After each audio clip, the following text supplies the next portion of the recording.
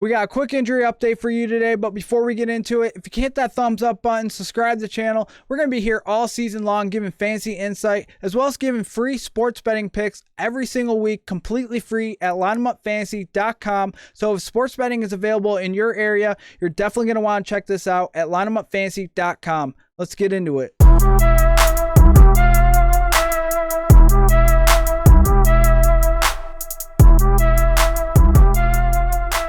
Tight end for the Arizona Cardinals, Zach Ertz, is still dealing with a calf injury. He's been dealing with this injury for the past couple of weeks. He did get a limited practice in on Wednesday, but he was not seen at practice on Thursday. So if you have him on your team, you're going to pay attention if he gets a full practice in on Friday. If he doesn't and he's limited, I'm going to assume that he's going to be limited on Sunday if he is available. So if you have him on your team, you may want to go and check the waiver wire and pick someone up. There are some good tight ends out there. There's tight ends like Irv Smith.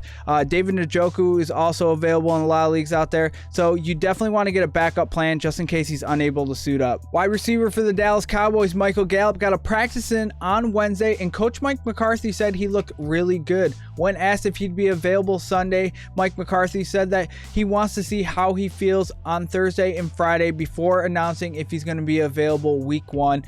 Even if he is available, I expect Michael Gallup to be limited, but it is good news that he looks to be ahead of schedule coming off of an ACL injury. Some bad news for 49ers fans. Tight end George Kittle suffered a groin injury during Monday's practice. When reports came out Wednesday, he still wasn't feeling good, and he is unlikely to play on Sunday. So you're going to need to find a backup plan. There are a lot of tight ends on the waiver wire that have some upside. Irv Smith is someone that I really like, as mentioned before, and David Njoku is also out there on a lot of waivers. So there are some other options, and you're going to need another tight end probably for a couple weeks. I expect him to miss a few weeks with this injury. So go check the waiver wire and get another backup plan in place. Wide receiver for the Green Bay Packers, Lazard, is dealing with what is believed to be an ankle injury after being stepped on during practice. He's been unable to practice, which is not a good sign for the wide receiver going into the weekend. So you're going to want to see if he gets into practice on Friday. If he does practice in full on Friday and is available on Sunday,